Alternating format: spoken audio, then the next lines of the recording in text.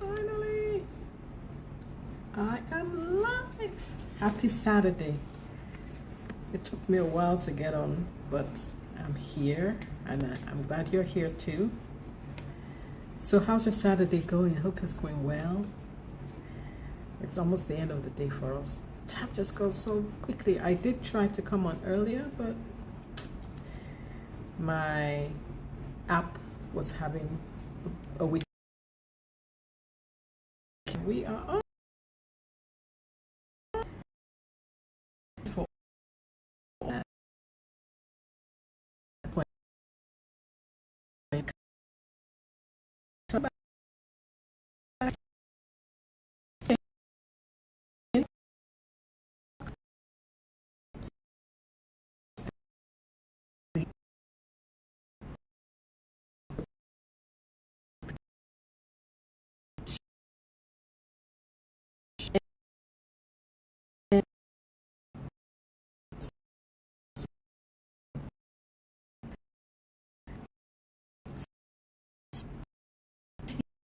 building image, the way people perceive us, and just one simple act that may have taken maybe 5 minutes, a wrong decision, and that trust can be destroyed in minutes, even seconds, depending on the act that's taken. So, needless to say, it's best for us, especially as leaders, not to cut corners. I've heard of situations where a contractor a contractor cut corners on building materials. Guess what happened? The building collapsed. There was even a case where the building collapsed on the engineer who authorized the corners to be cut, and he ended up losing his life. So we need to just be aware of it, because most people tend to underestimate the time it takes to achieve something of value. And to be successful, you have to be willing to pay your dues. And cutting corners, on the other hand, is a sign of impatience and poor self-discipline. But if you're willing to follow through, you can achieve a breakthrough. So rather than cutting corners, let's go the extra line, let's go the distance. Because at the end of the seemingly long tunnel are the results that we're hoping for, we're looking forward to get.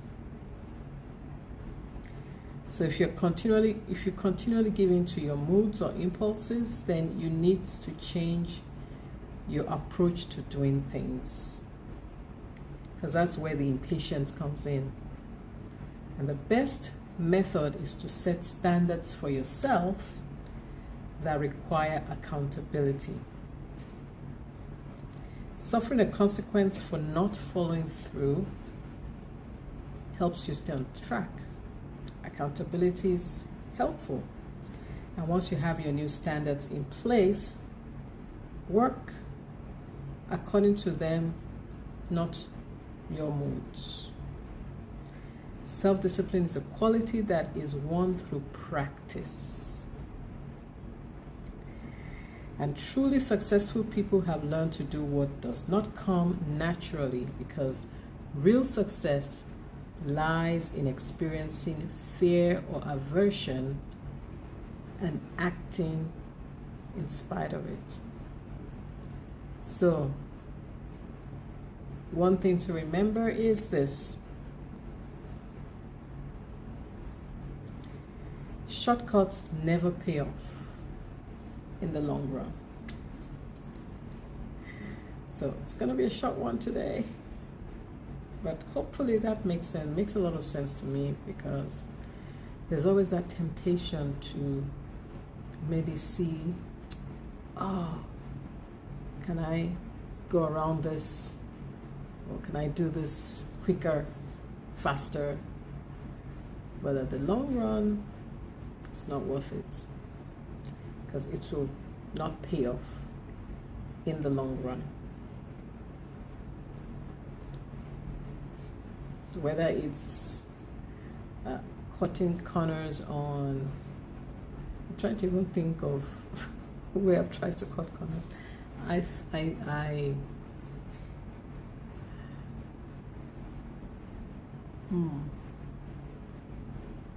can't cut corners on exams. I know I would have been too scared because I might get caught. So that was never even an option, to cut corners. I've recently seen that a report is having incorrect information on it. It looks good, but so what would I do?